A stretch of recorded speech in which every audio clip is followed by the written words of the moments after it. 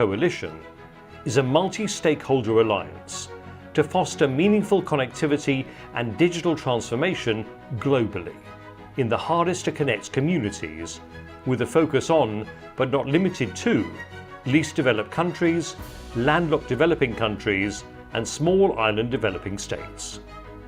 Based on the principles of inclusion, partnership, and SDG-focused digital development, Partner2Connect will serve as a leadership platform to mobilize new resources, partnerships, and commitments across 4 focus areas: access, connecting people everywhere; adoption, empowering communities; value creation, building digital ecosystems; and accelerate, incentivizing investments. Time is running out in this decade of action. We must join forces now and work together to extend universal access and empower the billions of people who are still offline to make use of digital connectivity to transform lives, communities, and societies. Visit www.itu.int/partner2connect.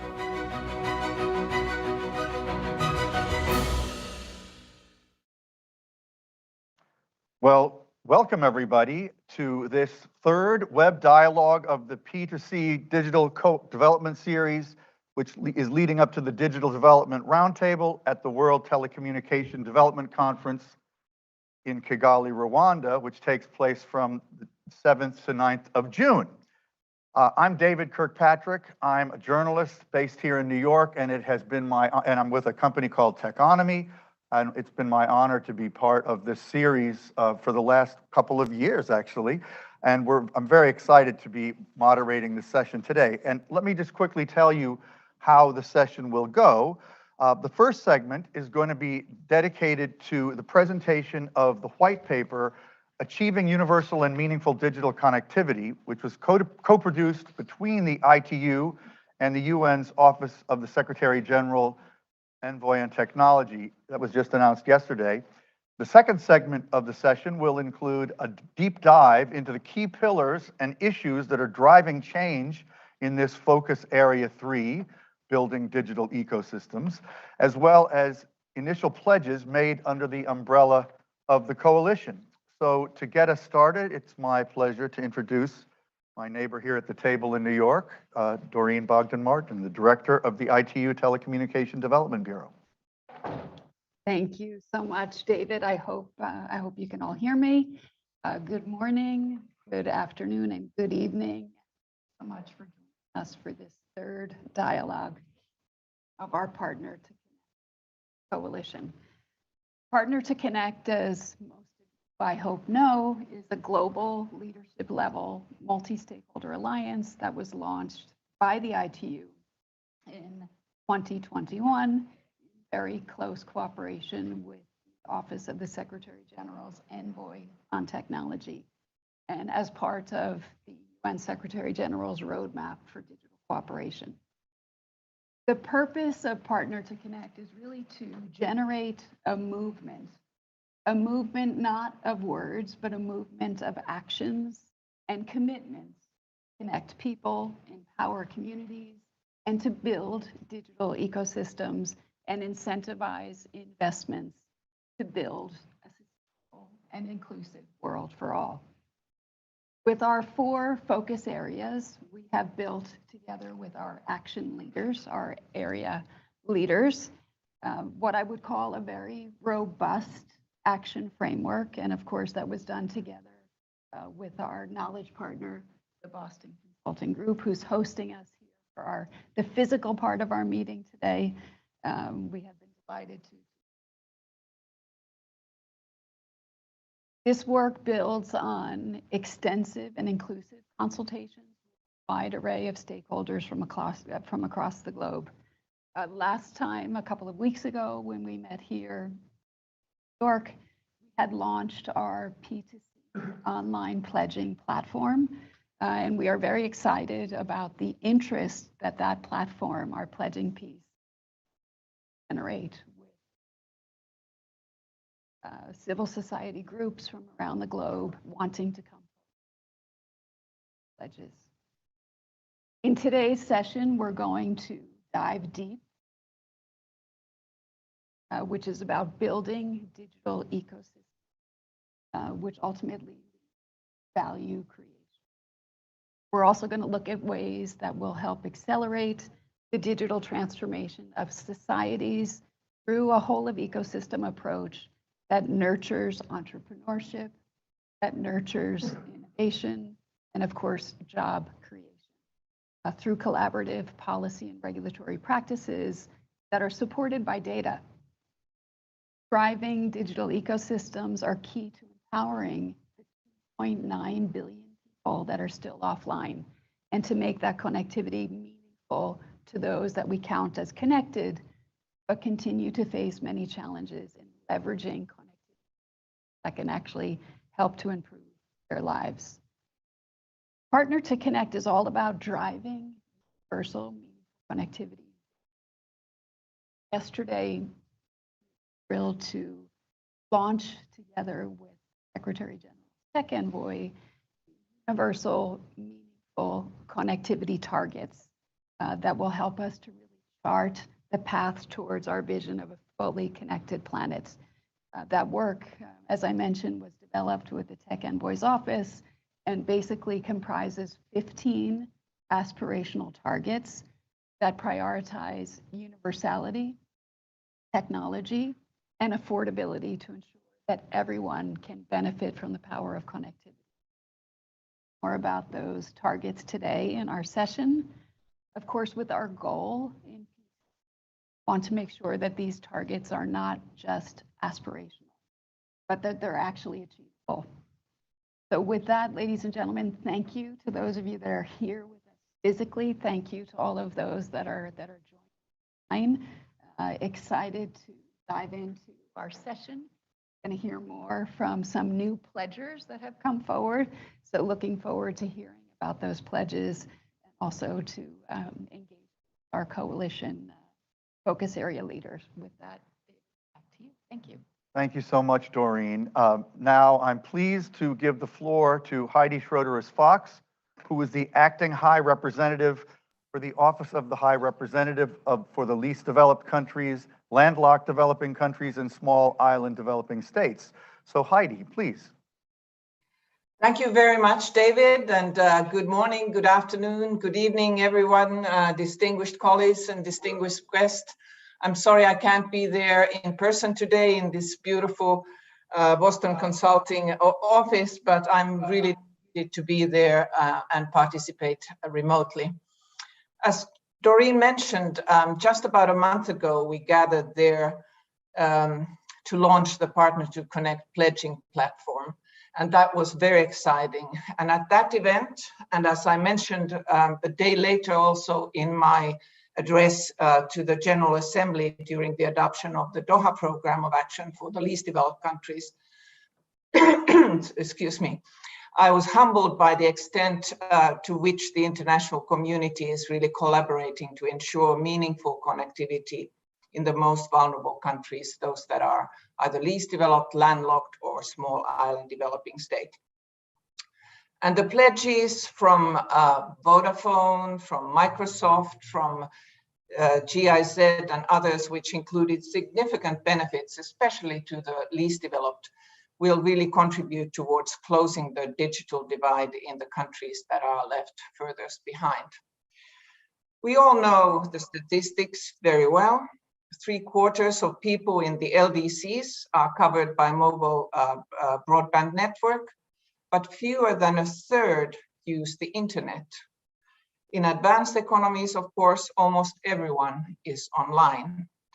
So as we gather today to discuss building digital ecosystems, we get to the heart of what the vulnerable countries really need in order to catalyze new and dynamic economic activity. These activities should be characterized by higher levels of productivity and increased efforts at scale. In LDC lingo, we call this structural transformation. Digital connectivity is now central to structural transformation, no matter in which country you stand in.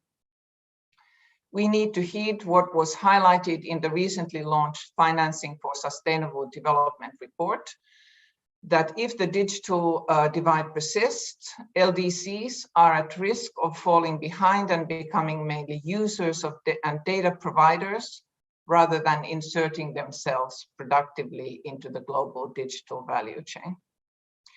Last year, ITU, under Doreen's guidance, and my office launched a report that focused on connectivity in the least developed countries.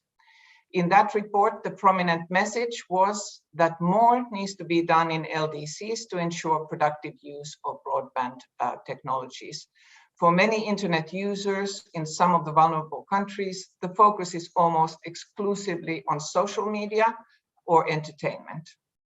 In general, the productive use of the internet remains very limited. So today, I want to make a heartfelt plea for the international community to help the vulnerable countries use the internet productively. How can we encourage this? For individuals, this includes enabling them to use e-services, including e-health and digital payment systems, basically what you and I take for granted and use on a regular basis. More small and medium enterprises, who must be a critical driver of development in LDCs, need to be more engaged in e-commerce to become competitive and generate more income. And governments in vulnerable countries should see the digital economy as more than telecommunications. The digital economy must become an integral part of the development agenda. Digitalization has to be embedded in various government ministries and departments. There can be no disconnect when we talk about connectivity. And I'm pleased to see that one of the pledge makers today is a small island developing state. This will certainly encourage other small island developing states, as well as the LDCs and the landlocked countries, to make their own pledges. To close, I'm urging all stakeholders to pledge through Partner2Connect coalition. I sincerely hope that many pledge makers will include vulnerable countries in their interventions, so that together we can truly bring about the much needed meaningful connectivity in least developed countries, landlocked developing countries, and small island developing states. Thank you very much. Thank you so much, Heidi. You can see we're already getting into a lot of meat in this discussion. It's so important. I'm so excited that all this is coming together so well. Now let me turn the floor over to another longtime veteran partner in this Partner2Connect series, Maria Francesca Spadolizano, who is the Assistant Secretary General for the United Nations Department of Economic and Social Affairs and the Acting Secretary General's Envoy on Technology, for her special remarks. So please, Maria Francesca. Thank you, David, and good morning, afternoon, and evening to all of you. I'm very pleased and proud to be here today, at least virtually, alongside my close partner and friend, Doreen Bogdan Martin, and many others. And I'm particularly proud because we are here to present a set of aspirational global targets for universal meaningful connectivity, the culmination of much hard work done by many of us gathered here today. Indeed, I'm deeply grateful to Doreen and the ITU, and specifically its Data and Analytics Division, working with key partners like the Broadband Commission for Sustainable Development, GSMA, the World Economic Forum, Alliance for Affordable Internet, Web Foundation, Viasat Vodafone, UNICEF, as well as governments of Mexico, Canada, Italy, France, Finland, and many more.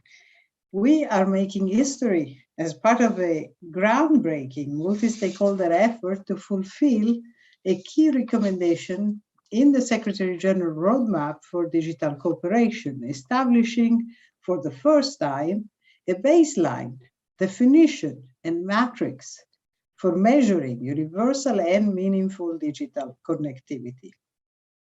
This work is profoundly important because even though we all say the right things about supporting connectivity, These words have to be translated into action in real policies, programs, and initiatives that affect the people's lives on the ground. And as they say, what gets measured gets done. So the heart of getting it, universal meaningful connectivity, done is making sure that we have the needed empirical and statistical foundation in place. A baseline and targets provide the means to measure progress and form the basis of general cost and investment estimates. All of this is fundamental to concrete action-oriented policy making and effective programming policy interventions by all stakeholders. In this regard, I also look forward to the ITU's future work to report on the state of global connectivity based on these targets, as well as their development of an online dashboard for countries to use. And I'm also proud that my office has been part of this journey with all of you. With the launch of these targets, we are building on so many important pieces of work in the last year or so. For instance, the studies, data, and initiatives your various institutions and forums have developed. Certainly, as technology improves, situations change, and especially because we need to constantly stay ambitious and pushing for more, these targets will evolve. And indeed, I'm counting on all of you to keep pushing the targets further and higher, to continue working with us, to make them even better. For instance, looking at areas that need further work, like digital skills, so necessary to leave no one behind. Today, we are taking a bold step forward, setting a basic understanding of what universal meaningful connectivity should look like, so that together we can have a common global foundation on which to push even further. And more fundamentally, by setting clear targets, we give ourselves goals and aspirations to work towards, especially in this decade of action to achieve the Sustainable Development Goals. This is especially important as we build consensus around a global digital compact that the Secretary General has called for next year as part of the Summit of the Future. Like all of you, my office has been unwavering in saying that connectivity must be at the heart of narrowing digital divides and achieving a more open, free, and secure digital future for all. With these targets that we have launched, we have answered the Secretary General's call in his digital cooperation roadmap. And now we can and must advocate for the Global Digital Compact to contain a resounding call for the world to achieve universal meaningful connectivity by 2030, accompanied by concrete actions and commitments. To those who might try to question this by asking, what do these terms mean in practice, or how countries can see outcomes, we can point them to the baseline framework that we have developed, and the work that will build on this through forums like Partners2Connect. There is no better argument than the one that we are making here today. There is no stronger movement than what we are building together. My congratulations and thanks to all of you again. Thank you, Maria Francesca. I think we are making history, and we're now going to hear in more detail about the set of targets that the ITU and Maria Francesca's office announced yesterday. That announcement took place at the UN spokesperson's noon briefing yesterday. You'll hear more details now from Sulina Abdullah, who is chief of the Digital Knowledge Hub Department in the ITU. She'll dive deep into this white paper on achieving universal and meaningful digital connectivity, explaining what this is all about. So Sulina, who's right here in person. Thank you very much, David. I believe we do have a video to show? Oh, that's right. I left that out. My apologies. Imagine a world where everyone has access to the internet, is covered by the latest mobile networks, and owns a mobile phone. A world where people have the necessary skills to make the best use of the internet, and digital parity has been reached. Envisage a world where every school, every household, and every business is connected to the internet with a fast connection, and a world in which broadband internet is affordable for all. This is the world we envisage.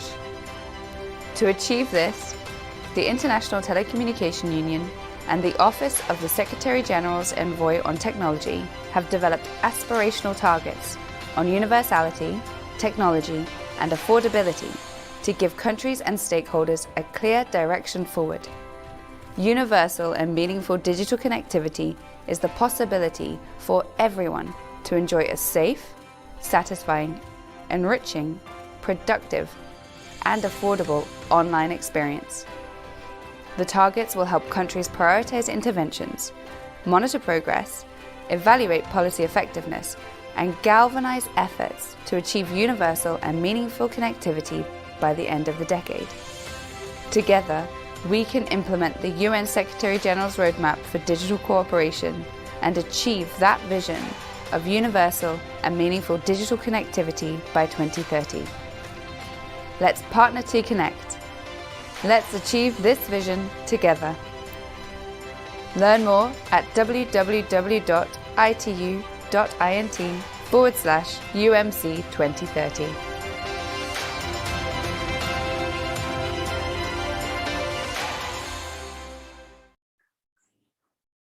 And that was the video. Thank you again, David. I've been asked to use this microphone, and my friends will know how dangerous it is to leave a microphone in my hands. Doreen, David, if I start singing, just put the video on again, yeah?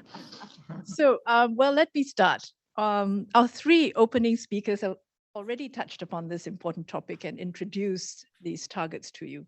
So what I'll do is give you more detail. Moving along, I would like to start with a definition.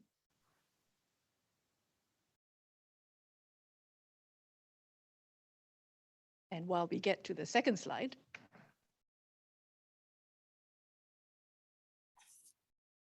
just so that we are all on the same page, what is universal and meaningful digital connectivity? What do we mean by being meaningfully connected? And how different is that from being connected, just connected online? Universal and meaningful connectivity is the possibility for everyone to enjoy a safe, satisfying, enriching, productive, and affordable online experience. In short, it means that you're able to do whatever you want online, whenever you want. So whether it's teleworking, remote learning, being entertained, accessing applications like e-farming, for example, or just send a simple message. Now, this is not an exhaustive list. Of course, what we want is to bring everyone online. But in today's context, that's not enough. For connectivity to have significant and positive impact on people's lives and enable the digital transformation of economies, connectivity must not only be universal, but also meaningful. So the targets that we announced yesterday reflect that. It's a new narrative, a new imperative, and a new mission.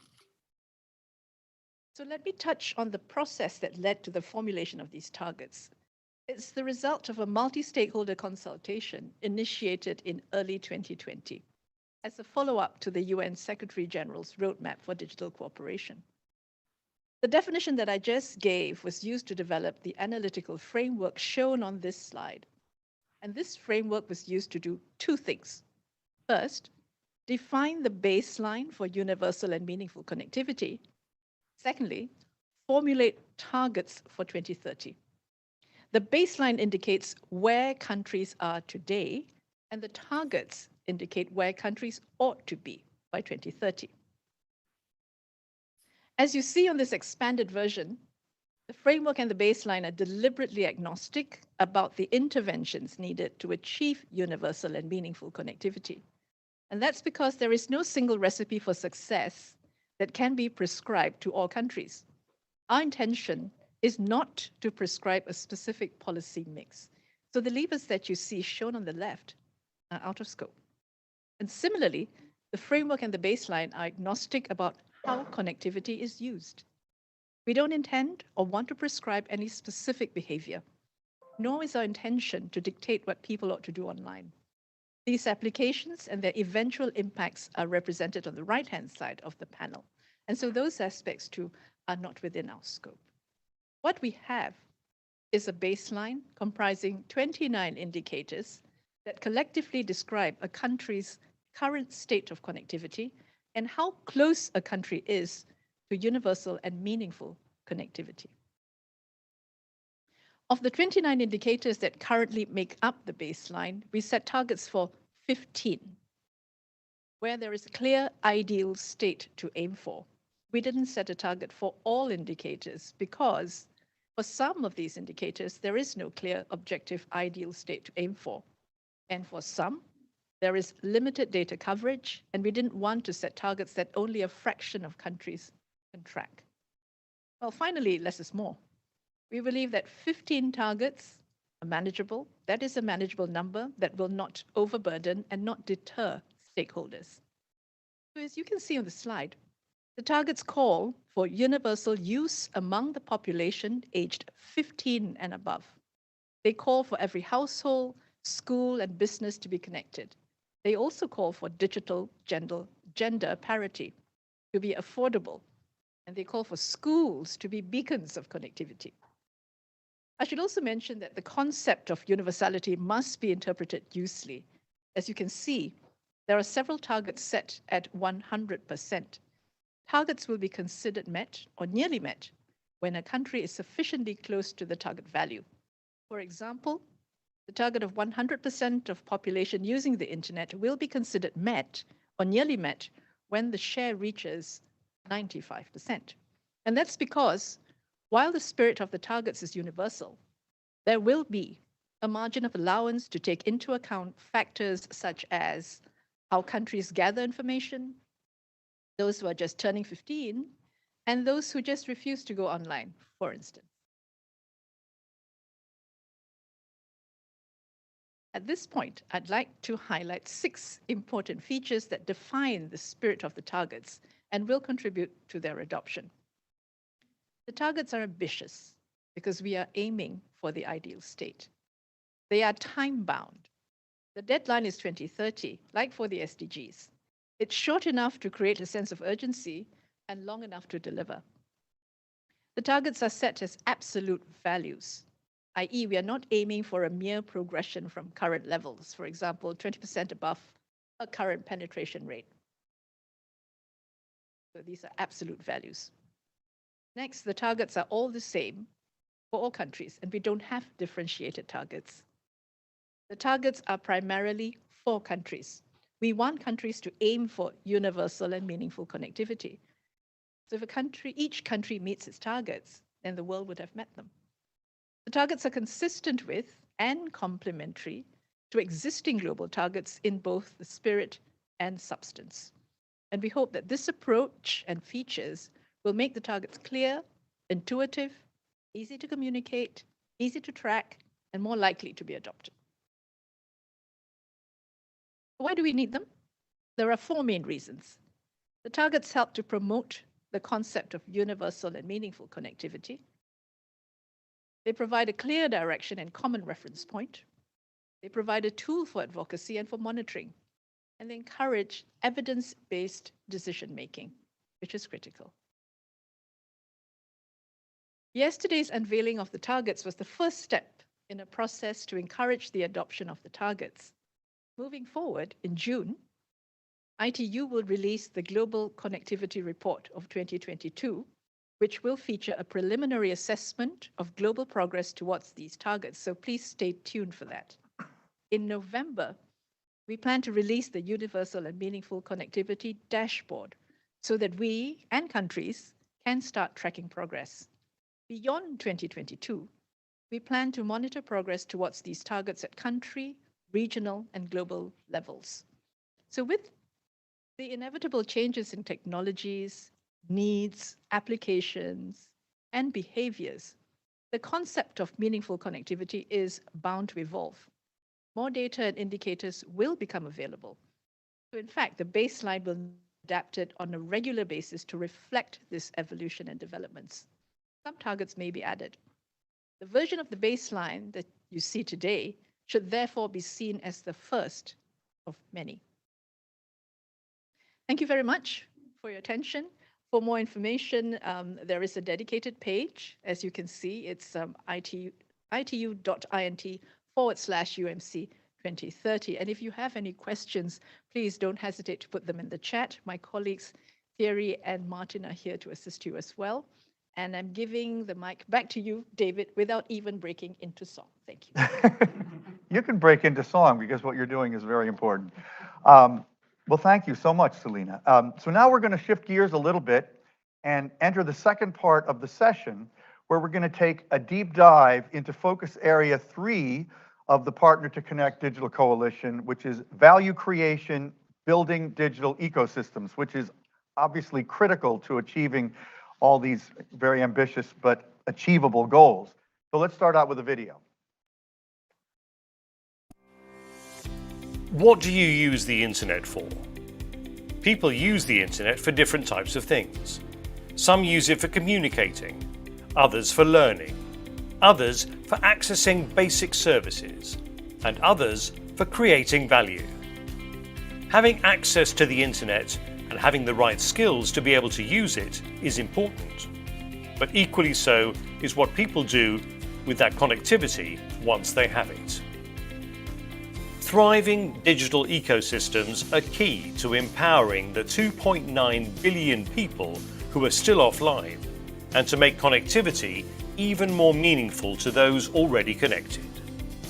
They can also provide new economic opportunities and overcome barriers that prevent people from participating and contributing to their economies.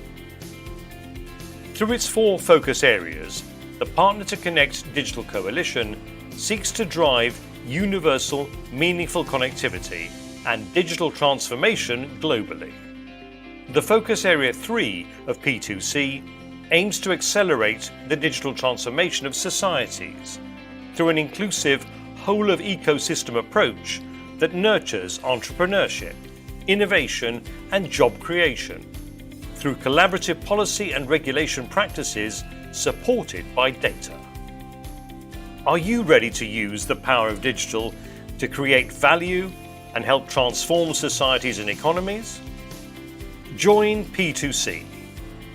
Be part of this global effort. Pledge for building digital ecosystems, or any of the other focus areas of the coalition.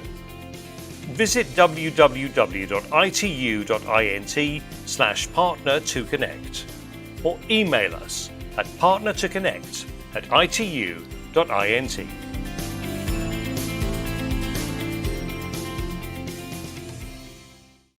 Okay, now we're going to hear from 4 members of the Partner2Connect Global Coalition who are focus area leaders and are making pledges as part of this project. So we're going to begin with a video from Gopal Vital, who is Managing Director and CEO of Bharti Airtel. Hi everyone. Let me start by thanking ITU for having me here. We are privileged to have led the group on value creation, building digital ecosystems. Bharti Airtel is the 3rd largest telco globally, with a footprint of 18 countries spread across India, Sri Lanka, and Sub-Saharan Africa. Being a sector member of ITU, we are fully vested in the initiatives taken up by the ITU. I also want to compliment Doreen, who has led this with so much energy. The ICTs are the backbone of today's digital economy and have enormous potential to accelerate the progress on the Sustainable Development Goals so as to improve lives in fundamental ways. The Partner2Connect Digital Coalition is a testimony to the spirit of collaboration among stakeholders who believe in the transformative power of ICT and in specific connectivity.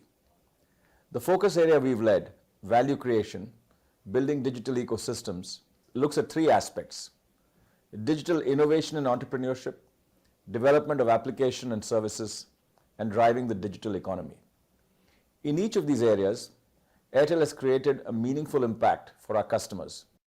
I remember when I was handed the license for Airtel Payments Bank by the RBI Deputy Governor, he mentioned three very powerful words: serve India well. At Airtel, therefore, our pledge is to serve India well by bringing every disadvantaged Indian into the financial inclusion net. We will do this through the power of our digital infrastructure. In specific, Airtel will serve over 300 million customers who are unbanked or underbanked. Traditional banks do not find these customers profitable and therefore financially exclude such customers. Our whole business model is geared to serve such customers through the power of a totally digital bank that has over 500,000 points of presence where customers can deposit, withdraw cash, and earn interest on their savings. We do this by synergizing the strength of Airtel Payments Bank and Airtel's digital infrastructure. This pledge will contribute towards the government's vision of digital India and financial inclusion by taking digital banking services to the doorstep of every Indian. This pledge is also aligned to the United Nations Sustainable Development Goals. In the end, I would say that it is only by joining forces and working together that we will be able to achieve the goal of connecting everyone, leaving no one behind. We are really proud to have been a part of this initiative and wish you all the very best. Thank you. Well, that's a great example of digital ecosystems. Let me now introduce Kate Wilson, who's CEO of the Digital Impact Alliance, who was joining us virtually. Thank you all so much for having me here today. And I just want to echo the thanks of really the value of being a part of such a compelling initiative with so many amazing partners from around the world. I'm delighted to be here, not only as the co-chair of the Focus Area 3 value creation, but also on behalf of a number of colleagues who unfortunately could not join us today. But together we make this pledge, motivated by the desire to realize a more inclusive digital ecosystem. And on behalf of Focus Area 3 co-chairs, Federal Ministry for Economic Cooperation and Development, United Nations Development Program, and the Digital Impact Alliance, which I lead, we commit to increase advocacy and to mobilize financing for digital public goods through the development of a charter for digital public goods, fully aligned with the UN's high-level panel on recommendation and roadmap. We are not doing this alone, but rather in close cooperation with our co-chairs, the Digital Public Goods Secretariat, the Bill and Melinda Gates Foundation, who have also joined in this pledge. Together, this group, in close consultations with other agencies, including the US Agency for International Development, the Swedish International Development Agency, the Foreign Commonwealth and Development Office, and the Norwegian Agency for International Development, we are starting this advocacy pledge this year for the Charter for Digital Public Goods. We believe that the benefit of this charter will be to expand and strengthen a digital public goods ecosystem, increasing trust in digital tools, improving the sustainability of these solutions, ensuring that safe and inclusive systems are available that can reach everyone and are built to serve the needs of people. To achieve this vision of a stronger digital public goods ecosystem, the pledge partners commit in 2022 to consult with stakeholder groups around the world to develop a charter for DPGs, which captures the diverse opinions and articulate a unified vision for the needs, societal impact, and efficiencies of DPGs. Set together common success metrics that will measure our future investments progress against this vision laid out in the charter. And 3, mobilize financial and in-kind pledges for digital public goods products, capacity, and implementation efforts. By the end of 2022, we commit to have input from at least 50 countries on the charter document, global civil society organizations, and the technology sector, and have at least 5 financing commitments to implement this future. I want to stress on behalf of all of the partners that have joined in thus far, this is just the beginning of what we see as a global movement to collaborate closely with global development actors around the world. We know that in order for this to be successful, we all must join in to shape together a future that will benefit all. And we hereby invite all P2C participants to engage with us as we build on this early pledge and lead this effort forward through 2023. Thank you all so much for inviting us here to make this pledge, and we look forward to continuing to build on the work of the P2C partnership and enable and make sure that we have participants from everywhere around the world. Thank you. Thank you, Kate. That is a powerful partnership. Next, joining us from Singapore is Ted Chen, co-founder and CEO of Evercom Singapore, a member of the Generation Connect Visionaries Board and youth leader of Focus Area 3 of the P2C Digital Coalition. Ted. Thank you for having me today. So data is the importance to any digital ecosystem, and we need accurate and reliable data directly from the local communities in order to understand the situation on the ground, as well as to support decision-making and better resource allocation in order to maximize the impact that we want with limited resources. So by joining the Partner2Connect digital coalitions and committing to 2 pledges, we hope to get more youth and grassroots organizations involved and collectively contribute accurate and valuable data to the local and global digital ecosystem, in which then can shape and advance, especially Asia's sustainability development progress, which currently we're lacking behind. The first pledges focus on developing and training 50,000 youth data agents with education institutions across Asia. The youth knows their community best and have a strong incentive to fix the issues in their community. They are the best candidate for data agent and can contribute accurate and high quality local information to the digital ecosystem, in which act as an effective feedback loop to the policymakers and government leaders. Complementary to the youth data agent initiatives, the second pledges focus on empowering 10,000 grassroots organizations to take meaningful sustainability related actions backed by data. And some of these initiatives can be small. It doesn't have to be very big actions. The Partner2Connect digital coalitions provides a platform to connect these local ecosystems. And so therefore, local youth as well as communities can take collective actions to be able to progress the sustainability development goal. So thank you all for inviting us and looking forward to do more with the platform. Thank you, Ted. And now let's go to the Dominican Republic and hear from Amparo Arango, who is Director of the Telecommunications Development Fund of the Government of the Dominican Republic. Muchas gracias, David. Voy a hablar en español y nuestra querida Ana Sepúlveda va a hacer la traducción. Thank you very much, David. I'll speak in Spanish. And hello, everyone. My name is Ana Sepúlveda. I will be helping with the translation. Bueno, primero decir que estamos muy contentos como Indotel y República Dominicana de haber sido invitados a formar parte de esta creativa y súper importante iniciativa para un ecosistema digital fuerte y vigoroso.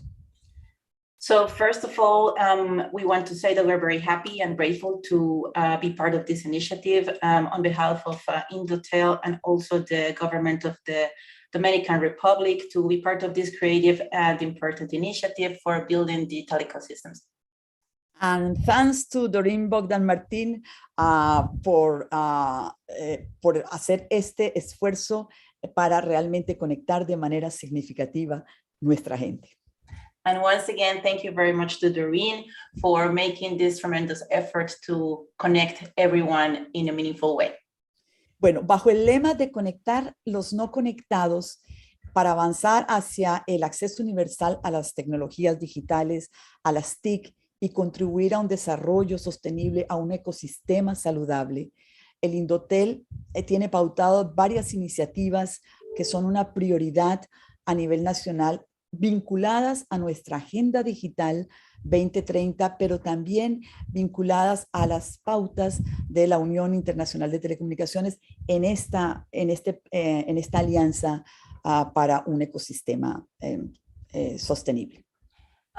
Under the aim of connecting the unconnected, and in order to advance towards universal access to ICTs and contribute to the sustainable development, Indotel, the Dominican Institute for Telecommunications, has established several initiatives which are of high national priority related to the 2030 agenda and also to the route established by the International Telecommunications Union.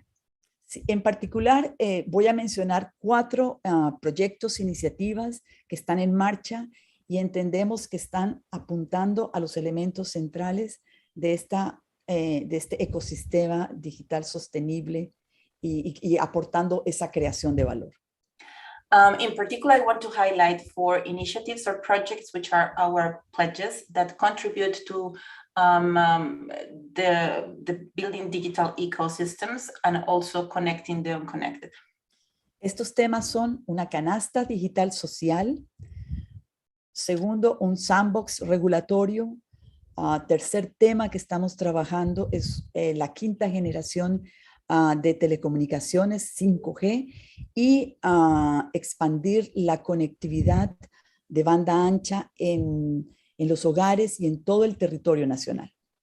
So the four initiatives we want to pledge are: first one, the social digital basket; second one, the regulatory sandbox; third one, the 5th generation of telecommunications or 5G, in particular the roadmap for the implementation of the 5G in the Dominican Republic; and fourth, the expansion of fixed broadband connectivity in homes in the country.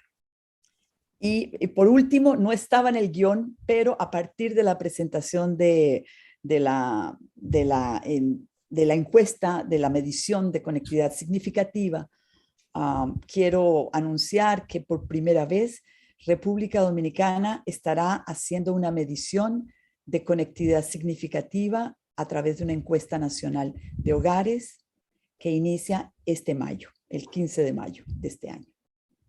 And going a little bit of script here, but a bit inspired of what we have heard today about the survey of meaningful connectivity, I also want to mention that we, for the first time, the Dominican Republic is going to be measuring as well meaningful connectivity in the National Household Survey as of May this year. Muchísimas gracias. Thank you very much, ITU. Thank you very much, all of you, Doreen, and all the principal table, for invite us to be part of this very active and very important initiative. Thank you so much, Amparo.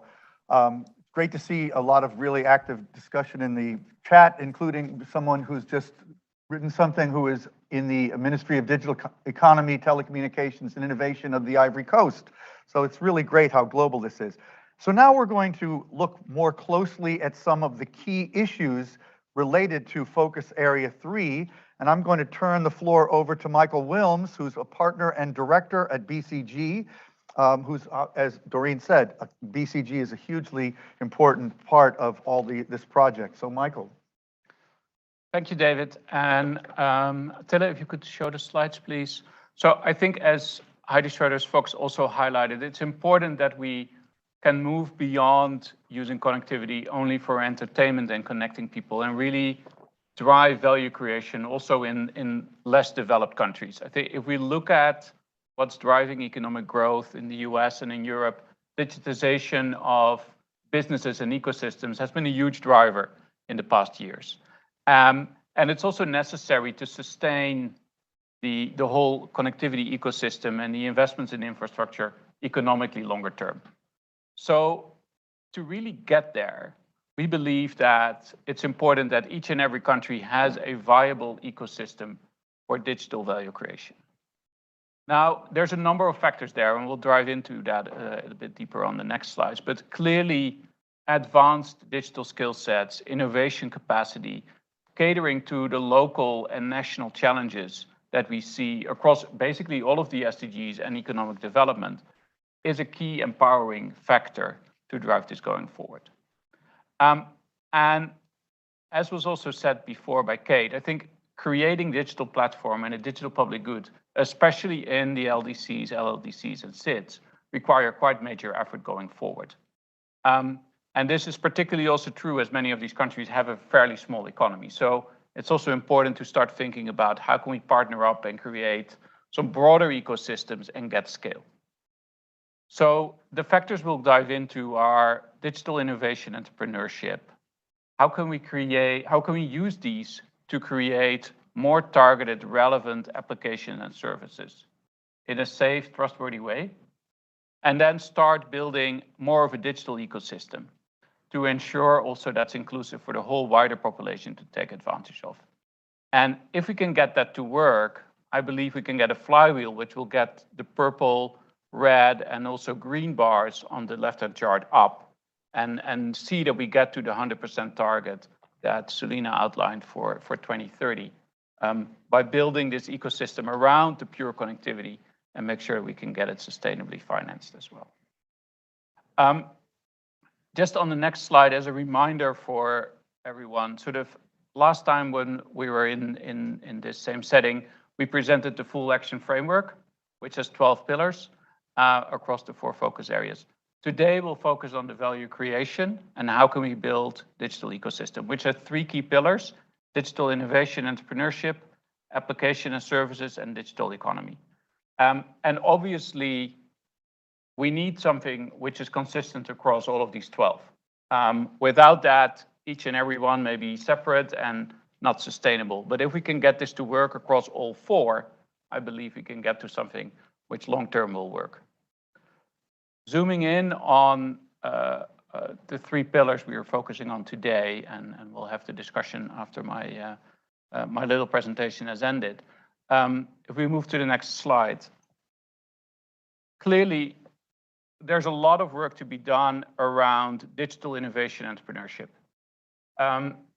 If we look at a lot of the educational programs, whether they're targeted IT university courses or the inclusion of digital skills in the wider set of training and education that's available, in many countries, there's still a lot of work to be done on that front. And obviously, as was laid out in the targets, there's a target of 50% of people having intermediate skills. But if we want to build this kind of digital economy, we're also going to have a percentage of people, maybe 10, 20%, who are much better skilled even, and are able to build applications that are able to deal with big data questions, et cetera, et cetera.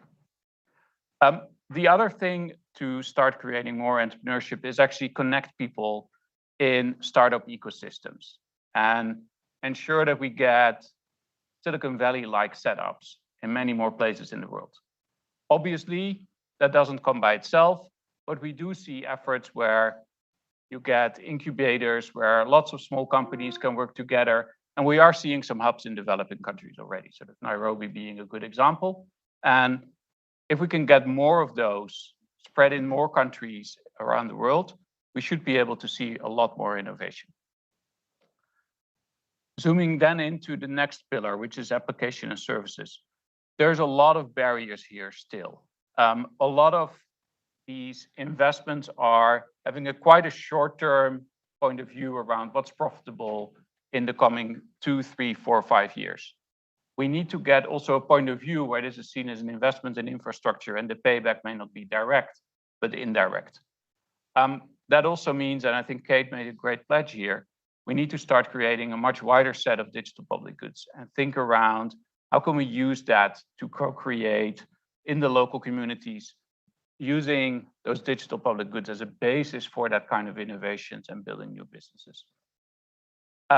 And then last in this aspect, I think the whole question around data governance, especially when it comes to personal data, how can we best use the personal data in a way that is safe and secure, that doesn't jeopardize privacy, will be critically important. And especially a lot of the lower income populations are at risk of their private personal data being abused and not being safeguarded very well. And I think here, if we can get to that, to a more global aspect around how do we do personal data, that's going to help a lot. And last pillar around digital economy, obviously, it was mentioned already by Barty as well. The financial inclusion and the ability of everyone to do digital payments, etc., is quite important. But it's not only that. To get a viable digital ecosystem, we'll also need digital identities. We need the ability to do physical deliveries everywhere, digital contracting. A lot of these infrastructure setups to build a digital ecosystem are not in place in quite a few countries in the world. And that's something where help will be needed. Similarly, as we move to a more digital economy, obviously the increase of cyber attacks is also of increased importance. And also there's a need for more robust national cybersecurity strategies and ensuring that we also build those capabilities within these emerging small and medium businesses to ensure that they can protect themselves and keep operating their digital businesses. All of that should then lead to a much more accelerated digitization of businesses, drive innovation, and thus drive the creation of wealth also in smaller villages and towns where people can start their own business. And then last but not least, to make this also sustainable from an ecology perspective, we'll also need to drive more sustainable practices into the digital economy. Obviously, becoming digital has huge advantages from an ecosystem perspective, but it should be promoted as well. I think if you look at overall this focus area 3, it's probably the most esoteric of the 3, because there's a lot of different factors that we need to get in place. Sort of focus area 1, we can say, well, if we build the infrastructure, we make it affordable, we've solved it.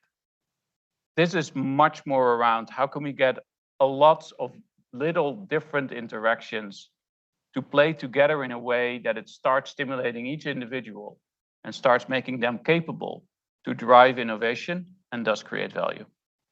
Thank you, David. Thank you, Michael. So now we're going to dive into this focus area 3 with a discussion with many of our speakers, broken into the 3 parts of focus area 3: digital innovation and entrepreneurship, applications and services, and digital economy. Each section will begin with a poll. So let's start our first poll and put it up on the screen for our virtual participants. And I think we'd be able to put it up here in the room for the physical participants too. I'm not sure. I'll read it. It's, what do you think is the key ingredient to foster digital entrepreneurship? A, upskilled workforce. B, access to innovation hubs. C, effective local and national startup policies and partnerships. D, lower taxes, targeted funding for startups. And E, availability and sharing of data. So you can only pick one, but let's everybody pick one. But we can't vote, okay. I'm trying to vote, I can't do it. All right. But the room can. Okay, how many in the room would pick upskilled workforce? Okay, how many would pick access to innovation hubs? Okay, how many would pick effective national and local startup policies and partnerships? Okay, D, lower taxes, targeted funding for startups. Okay, there's proponents of that, and availability of and sharing of more data. Well, interestingly, there were people who put their hands up for every one. I think here in the room, the single largest number, which is one I was going to select, was effective local and national startup policies and partnerships, which, not surprising, this group would be in favor of partnerships. Can we get on screen the results of the virtual participants? Well, that was the most common answer, although, again, everyone had some proponents. So that's really healthy, I think, because it's really hard to pick from those 5. They were all important. So let us go to our first speaker, Amparo. And let me ask you, Amparo, how should governments foster digital entrepreneurship? Gracias, Patrick. Pido paciencia a la audiencia, al panel, por la traducción, pero es parte de la inclusión lingüística. Así es que vamos a, como mencioné inicialmente, tenemos estas 4 iniciativas que entendemos están contribuyendo a la innovación y al emprendimiento de nuestra gente, de nuestra población, de nuestros hombres y mujeres. So again, we have these 4 initiatives that can contribute to the entrepreneurship and stimulate digital entrepreneurship in our nation. Y voy a ir rápido, sin mucho detalle, para poder aprovechar el tiempo. La canasta digital social es un programa para fortalecer la demanda y está orientado lo estamos haciendo con fondos propios del Fondo de Desarrollo de las Telecomunicaciones del Indotel y tiene, la finalidad es contribuir al empoderamiento y a la autonomía de mujeres jefas de hogar que pertenecen a los estratos más pobres y vulnerables de la República Dominicana. Es un proyecto piloto que después queremos expandir para que ellas, usando una canasta digital social, una conectividad subsidiada por 2 años con un celular inteligente y una capacitación, una alfabetización digital con enfoque de género, puedan realmente impulsar y mejorar su autonomía económica y su empoderamiento. So the first one was, as I mentioned before, the Social Digital Basket Program. This is financed by the Fund of the Development of the Telecommunications entirely, and it aims to contribute to the autonomy and the economic independence, in particular of women who are heads of household and live in conditions of poverty and vulnerability through the use of subsidized internet and digital technologies for a period of 2 years, and the use also of a smartphone, so they can achieve social economic development for their own well-being and that of their families. Luego de este piloto, vamos seguramente en el próximo plan bianual tener unas metas mucho más agresivas. After this pilot, in the next biannual program, we will have more aggressive targets. Bueno, este es el segundo proyecto, tiene que ver con un sandbox regulatorio que está realizando el Indotel con el apoyo y con la coordinación de la UIT, y este sandbox regulatorio tiene como finalidad una mejora regulatoria y impulsar la innovación, a identificar mejores prácticas que nos permitan realmente impulsar nuevos modelos, nuevos actores para cerrar brecha digital. No solamente los actores tradicionales, otros actores, redes comunitarias, proveedores de televisión, de televisión provincial, etc. The second one is the regulatory sandbox. This project is carried out by Indotel jointly with the ITU, and its main focus is to improve regulation, the regulatory framework with innovation, identifies also best practices and providing spaces for experimentation, bringing new and different actors from other sectors, and facilitate also the entry of new players in the field of digital connectivity, which is our ultimate goal, to bridge the connectivity gap. Llegar a esos no conectados, a esa base de la pirámide, va a requerir necesariamente que nuestro marco regulatorio se modernice, sea innovador y permita la entrada de nuevos actores. In order to reach those people, the bottom of the pyramid, we will need to modernize our regulatory framework. And for that, it is very important to provide an entrance for new actors. Bueno, un tercer proyecto, y es muy importante también, empezamos una hoja de ruta para la implementación del 5G en República Dominicana. Y esto partió por una declaración al más alto nivel de la República Dominicana de declarar de interés nacional el acceso universal a la banda ancha y a las tecnologías y a las redes avanzadas. The third one is the roadmap for the implementation of 5G networks in the Dominican Republic, and this came out of an initiative of the government and the country, which declared of national interest the right of universal access to the latest generation of broadband internet network and the productive use of these technologies. Bueno, y esto, en resumen, se hizo una licitación internacional para disponibilidad de espectro, tanto de la banda 3300, 3600 como de la banda 700. Fuimos el segundo país en la región que inició esta licitación y el resultado fue que se alocaron, se dio concesión a 2 de las empresas más importantes del país, alocando 700 MHz, 70 MHz para el uso del 5G. Ya en estos momentos, desde el finales del 2021, ya se están empezando a prestar servicios bajo la red 5G. To achieve this project, we launched an international tender, making our spectrum available in the 3,300 to 3,300 megahertz band and the 700 megahertz band, which concluded with the award of 70 megahertz to the 2 tender participants. And in the 3,500 megahertz band, the implementation of 5G. This is the second country in the region. Dominican Republic is the second country in the region starting this effort. And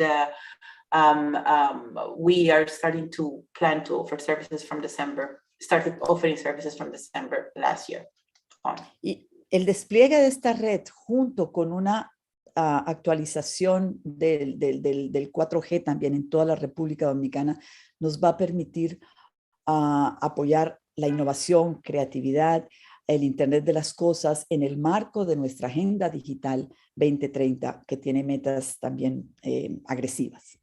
With these deployments, we aim to start a new era of digital transformation and achieve as much as possible, materialize the 2030 digital agenda for the government, and also the ability to connect more equipment, bring innovation, and facilitate things like the Internet of Things as well. Bueno, y por último, un proyecto también importante, un proyecto que hemos llamado Mejora de la Conectividad para la Transformación Digital de República Dominicana. Estamos hablando del territorio y cuando hablamos de acceso universal, hablamos de territorio y de territorios que no están conectados. Este proyecto lo que busca es llevar Internet a fibra óptica en una primera etapa 26 municipios que no tienen fibra óptica, que no tienen internet fijo. Este es uno de los grandes desafíos que tenemos como República Dominicana para que tengamos ir avanzando en esa meta de hogares conectados a un internet fijo, a un internet de banda ancha. The first one is a project to improve the connectivity for digital transformation in Dominican Republic and really getting access to unconnected territories.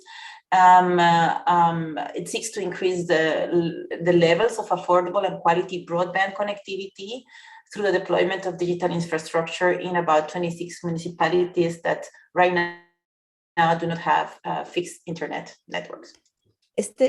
Este último proyecto con un componente de asequibilidad porque estamos también promoviendo la entrada de actores no tradicionales como proveedores de esta última milla en términos de banda ancha por fibra óptica.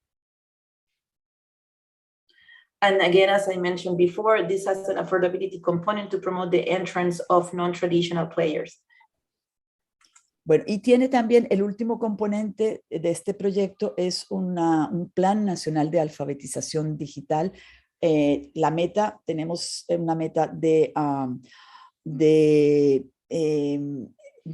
certificar 50,000 personas, hombres y mujeres, de los estratos también más pobres, de las regiones con menor nivel de desarrollo, porque bueno, finalmente tenemos infraestructura, tenemos servicio, pero tenemos que tener a las personas con la tecnología en el bolsillo, con las habilidades para poder generar innovación y emprendimientos y mejoras económicas y más oportunidades. And last but not least, the second component of this initiative seeks to address the issue nationwide of digital skills training. We aim to reach about 50,000 people, mostly from disadvantaged communities, because we're conscious that it's not only about infrastructure and service, but also about skills where we can achieve innovation and digital transformation. Y esto último siempre con un enfoque de género. Nosotros tenemos un compromiso para que toda nuestra agenda digital para la innovación tenga este enfoque de territorio y de género. And our focus is a gender focus and also territory. Those are very important pillars that constitute our digital national transformation strategy. Bueno, thank you very much, and excuse for the time for the translation, but this is part of the language inclusion. Thank you, David, and thank you, all of you. Thank you so much, Amparo. A lot going on in the Dominican Republic. So now we're going to go to Lagos, Nigeria, and hear from Adelaya Odebunmi, who is CEO of Rubicon. Lagos is one of those cities that Michael was referring to, which is really a digital hub. But before I ask you your question, Adelaya, let me just point out to everyone that we are running a little behind time, and we've got less than 20 minutes left, so be conscious of the time as we go forward. But let me ask you, Adelaya, as an entrepreneur and advocate of circular economies, how do you think technology can help create new enterprises that focus on social impact, especially in developing countries? Thank you, David, for this question.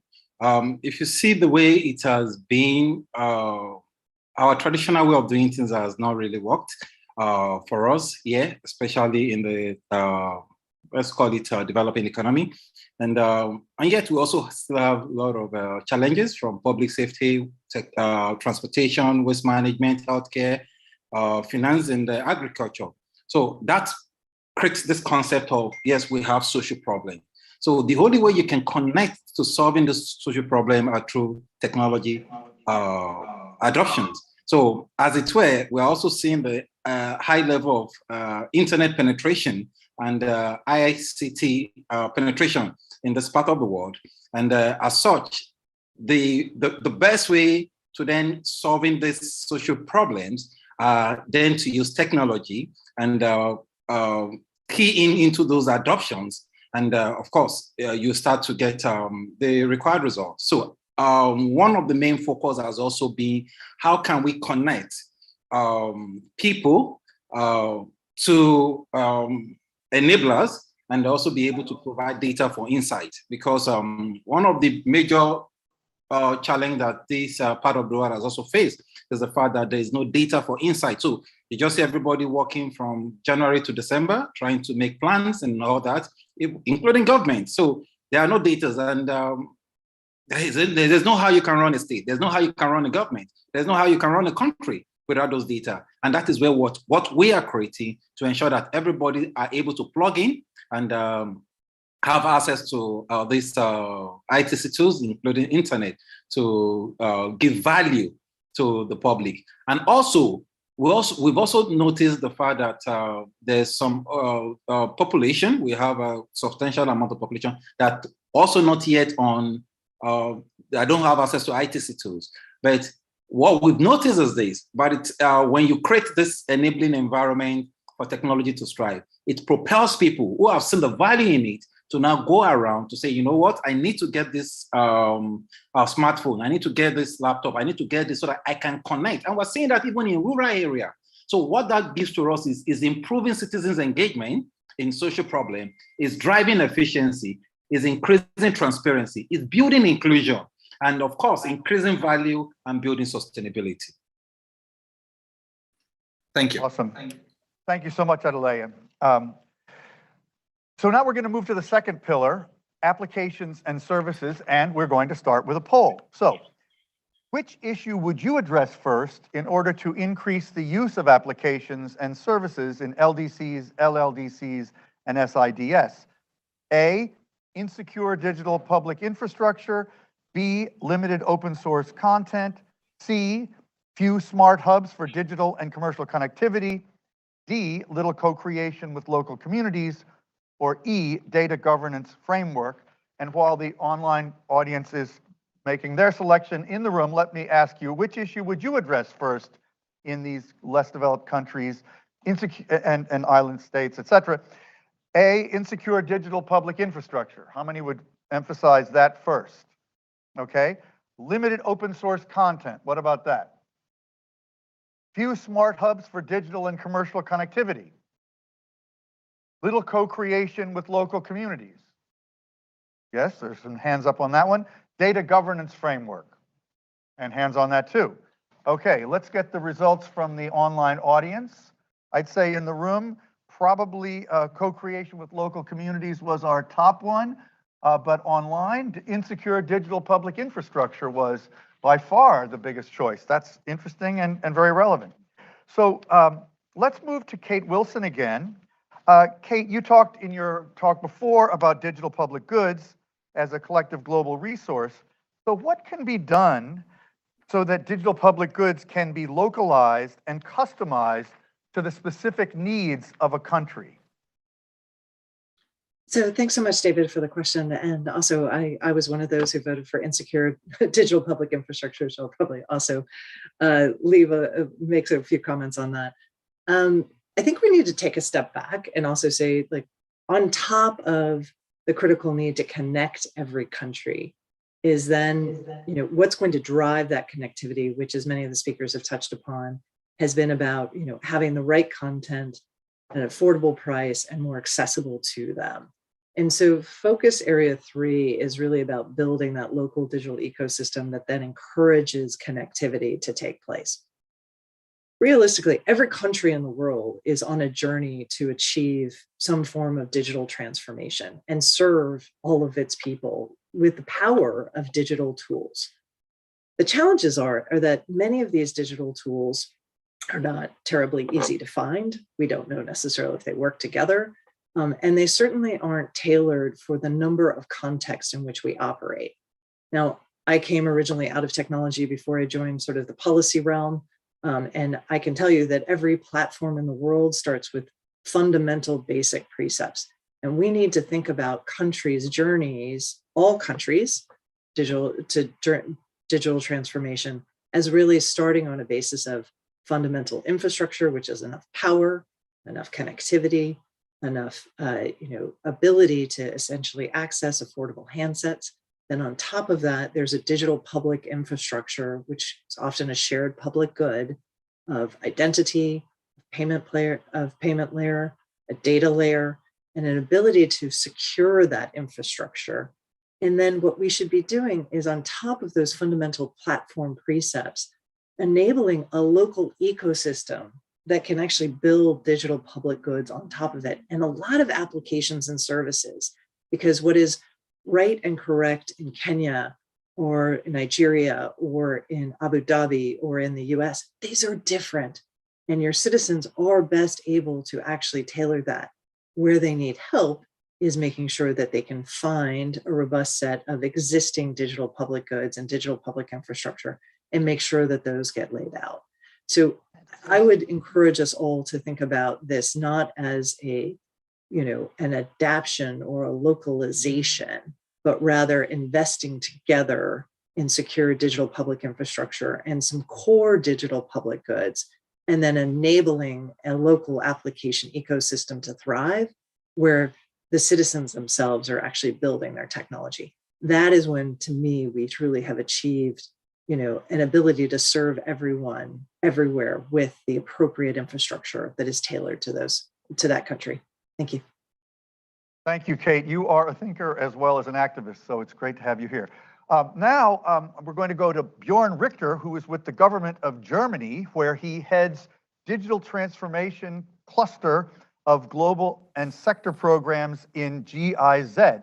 So Bjorn, I know you're an advocate of the importance of digital ecosystems in cities, where digital tools in cities can help to improve housing, healthcare, energy efficiency, waste management.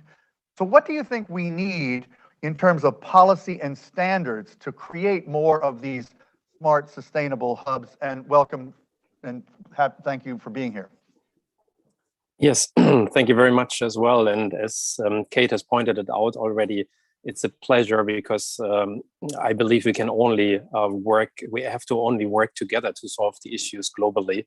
And it's a fantastic environment and coalition that ITU has formed here. So thanks a lot for Doreen for your guidance.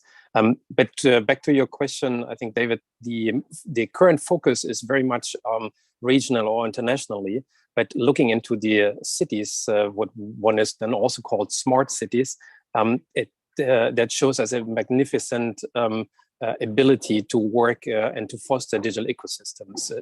Cities quite often have a reality under a magnifying glass due to that fact that makes cities appear more tangible. They can also enable us to see things clearer and get a better understanding of what lies ahead of us for everyone. And definitely also cities are proving their agility, and they are a perfect testbed for verifying the gains of innovations.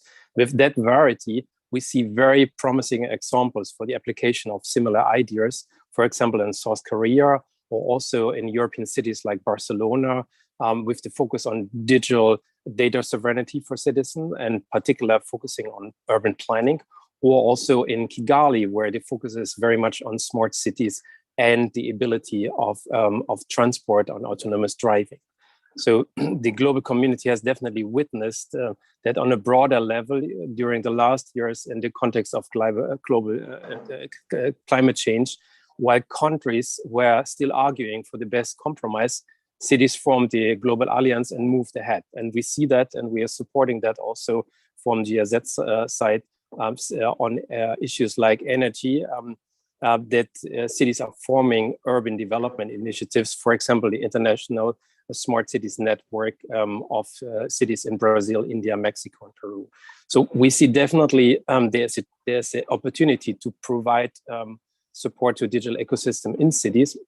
But in the end of the day, it's also very much focusing to the topics that were already laid out, particularly laid out to an inclusive approach to digital transformation and the designing the accompanying regulatory framework. And that definitely ties back to what was already launched today, the DPG, the Digital Public Goods Charter, that was introduced and of what Germany is a part of. And we would definitely would like to ask partners from the digital ecosystem to rally around this important alliance to implement open source, well-government solutions in a geographical focus, and very, very relevant also with the application on cities level, particularly there on e-identity. So that includes and applies to open data for better informed decision-making, not only when it comes to transport and energy, but definitely also to urban planning.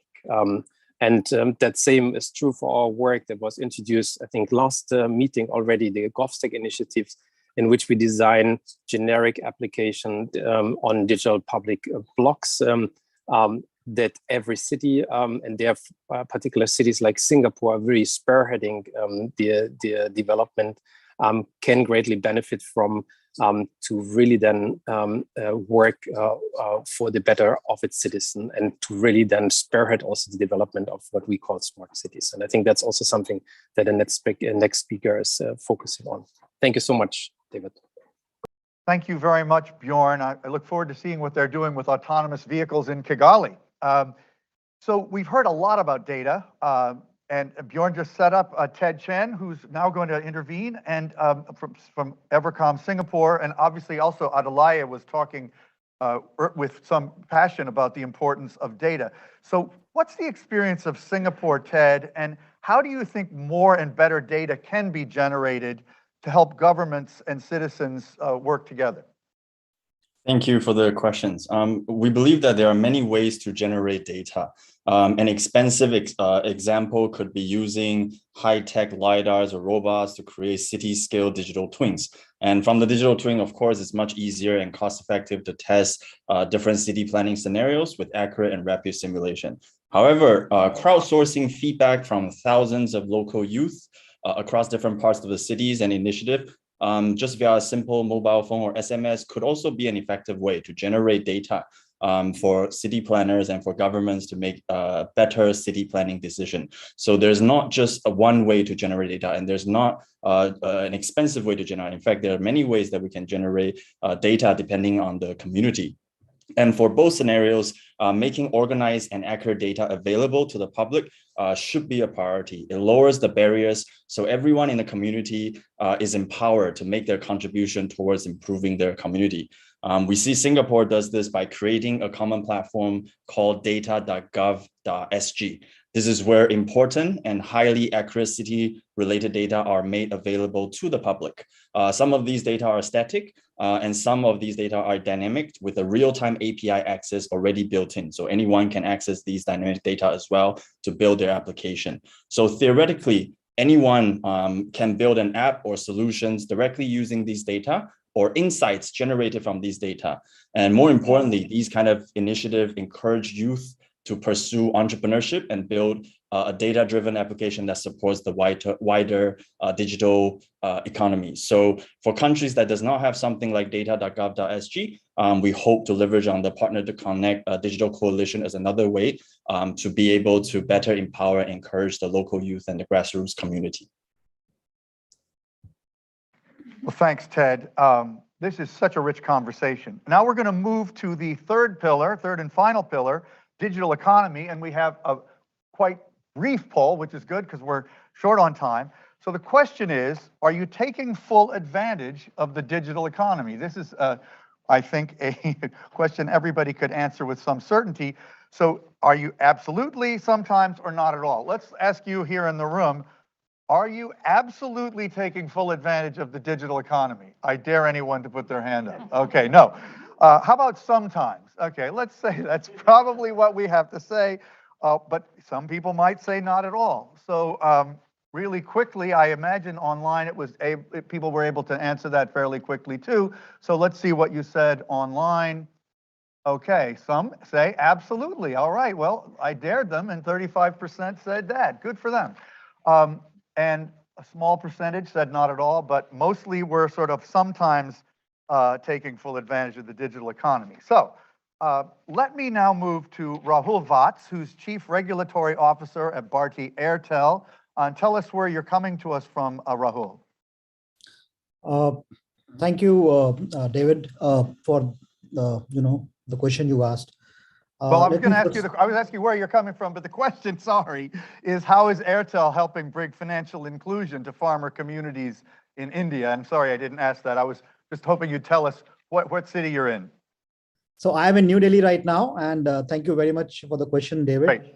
Also, let me thank ITU, Doreen, and more specifically leaders in Focus Group 3 and the BCG for a very engaging discussion we have been having over the last few months.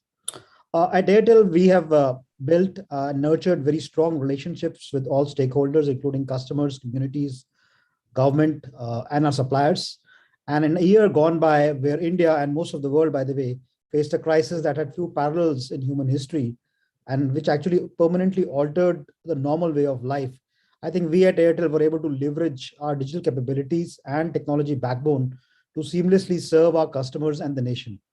We could not have done this without having our digital platforms that we have created. What do these digital platforms really do for us? First, they create for us a very efficient and a good omni-channel experience to our core business. Secondly, they generate a lot of revenue streams for us, which relate to data, payments, distribution, and network. And finally, they also lead to a creation of an ecosystem of powerful partnership that we try to leverage our foundational strengths on. So at Airtel, we are really creating impact to the customers and communities through applications and services. Let me give you a few examples. One of the platforms, Airtel Payment Bank, is India's only multi-segment fintech operating at scale, changing the way Indian banks are becoming more simple and accessible. And we are doing this to 5 lakh bank points, which we have created throughout the country. We also have a product called Airtel SafePay, which makes digital payments secure through additional layer of authentication to prevent from frauds happening, from cyber frauds. Third, with our partnership with the National Small Industries Corporation, we are making it easier for millions of small businesses to get access to Airtel's connectivity, conferencing, cloud, and security solutions. We also have something called a Suraksha salary account, which, by the way, is very innovative salary account for MSA, for medium-scale enterprises, where the informal labor force is not able to get the social benefits. So with this account, we actually offer them HospiCash insurance and also give them personal accident insurance covers. Now, coming specifically about the farmers and the agricultural community, we have done some extensive work on this field. First, we have a partnership with the IFFCO Kisan Sanchar, which is like a farmer union, where we have set up a mobile app. And this has empowered millions of farmers to improve their productivity and income by enhancing their knowledge on commodity prices, weather, agronomy, horticulture, and government schemes. And this we are offering in 10 different local languages in the country. And it's right now being used by more than 3 million farmers all across the country. Secondly, we have partnered with MasterCard to develop customized financial products for farmers. And out here, what we are doing is we are giving them a platform which provides them with advanced farming techniques and connections to marketplaces. The platform also provides farmers with access to neighborhood banking services, and also gives them stable income growth. Also moves towards a cashless economy. Thirdly, we have recently partnered with a company called Stellapps. This is like a dairy startup, and we have tried to enable cashless payment transfers to small dairy farmers, where we would actually onboard the farmers' partner milk connection centers as banking points. So I would like to reiterate what Gopal had covered earlier. We are really committed to bring changes to our communities and to serve the communities which are unbanked. And we really want to drive our digital stack so to serve our customers overall. So thank you very much for this question, and look forward to working with the PTCU. Thank you so much, Rahul. It's really impressive the degree to which Bharti Airtel is thinking beyond just providing mobile internet and telephony, and really thinking hard about especially the financial side, but I'm sure you're doing tons of other stuff too. And thank you also for your patience as we were running a little low on time and a little behind, but you were very, very kind to wait. I want to also thank all the great participants who've been making great comments and joining us, the hundreds of you around the world. And now, to wrap it up, I'd like to turn it back over to Doreen to end what I think has been an incredibly interesting, dense, and inspiring session. Thank you, Doreen. Thank you. Thank you so much, David. It's been another great session, I think. Starting with Heidi in the beginning of our session, who made a heartfelt plea to Maria Francesca, who, as she rightly said, we are making history, I think, here, laying the groundwork for the future global digital compact. And as she said, there is no stronger movement than what we're building together for universal connectivity and for improving lives. I think as Gopal also said in the beginning, Partner2Connect is really, it's a testament to the spirit of collaboration. We covered in our first P2C connecting people, in our second one in connecting communities, empowering communities. And of course, today it was all about value creation, so those digital ecosystems. And we saw that we can, of course, use ICTs to bring value to people everywhere so that they can leverage ICTs easily and usefully to improve their lives. I think our pledges today were groundbreaking, from Bharti Airtel with the digital financial inclusion pledge to every Indian. That was really very powerful, exciting to see that, to Dial. Kate, on behalf of the group that's working on the charter for digital public goods, the advocacy pledge, which is just terrific. And of course, to Ted, focusing on youth and data to connect local ecosystems, to the Dominican Republic and Amparo. It's so great to see you and learn about your 4 pledges, which I took as very comprehensive. And it's also great to see that the Dominican Republic is actually going to include a question on their national survey on meaningful connectivity. And of course, Adelaide, the way that you have linked social problems to technology, and of course, the need to connect people to enablers, and of course, the importance of data for insight. Bjorn, I think it was great how you, of course, focused on the digital building blocks, taking the angle of cities, and also recognizing the importance of having the right policy framework in place, which of course can help to foster strong digital ecosystems. And of course, David, to you for helping to lead us and animate our discussions. A huge thanks to you. A thanks to all our panelists, a huge thanks to the host, BCG, our knowledge partner, for bringing us together physically in your amazing venue here in New York. And of course, a big thanks to all of our participants that have joined us remotely. I think I saw in the chat we had participants from all over the globe, which is exciting. And thank you for staying with us, even though we have run slightly over.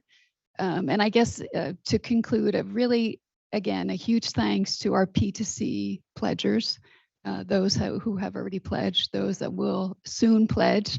I think all of you are actually helping to pave the way to accelerated digital transformation in particularly the hardest to connect places of the world. We see that every pledge is a step towards positive change. And I would like to just close to encourage every government, every organization, every civil society organization, every private sector organization, academia, join us. If you believe in the power of connectivity to change the world, make a pledge and help us to turbocharge digital transformation. Let's take every action that we can together so that we can meet those universal and meaningful digital connectivity targets. Ladies and gentlemen, join us again for our last P2C dialogue, which is the 11th of May. We will be touching on the challenging topic of investments. We'll look at how we can incentivize investments, which of course is key to making sure that this all works. And finally, join us in Kigali, in particular to our pledgers.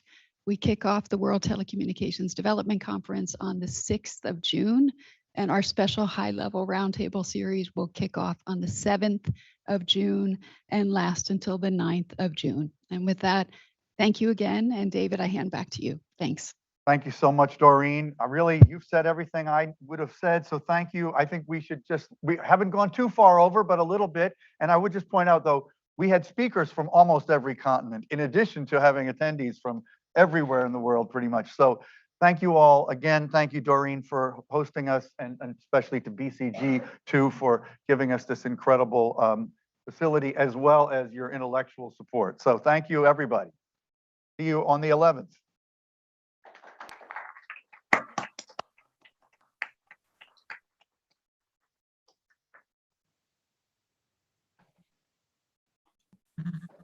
Thanks, everybody online. Bye, everybody. Thank you. Thank you. Thank you, Adelia.